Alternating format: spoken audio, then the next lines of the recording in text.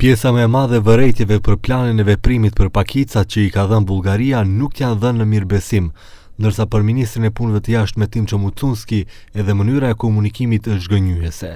Ai thotë se ky plan veprimi nuk ka të bëjë me të drejtat e pakicës bullgare në vend, por me të drejtat e të gjitha pakicave. Për këtë arsye, ky dokument po përgatitet me ndihmën e ekspertëve të huaj, pasi prej tij do dalin obligime që Maqedonia duhet i zbatojë. Голем дел од забелешките кои што доаѓаат од нив не се забелешки дадени во добра верба, и не се забелешки кои што ја имаат во основата објективната состојба или објективната слика за состојбите поврзани со малцинските права во рамките на нашата држава. Има една тенденциозност во настапот на Бугарија и тоа најдобро го видовте и од страна и преку прес-релисот на нивното Министерство за надворешни работи. Për Mucunskin është i turpshëm qëndrimi i Bullgarisë ndaj gjuhës maqedonase, por ai thotë se të gjitha vërejtjet objektive për planin e veprimit do të pranohen dhe do të zbatohen.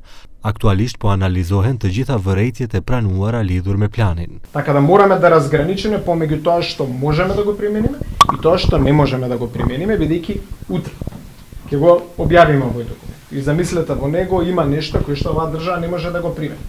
Истата Бугарија ќе спори пред Европската унија дека не напредуваме по однос на акцискиот план за малцинства. Mucunski e dënoi thyerjen e xhamit të derës hyrëse të ambasadës së Bullarisë në Maqedoninë e Veriut dhe tha se më e rëndësishme është që rasti të zbardhet. Ministria e Punëve të Jashtme e ka informuar me shkrim palën bullgare për ngjarjen.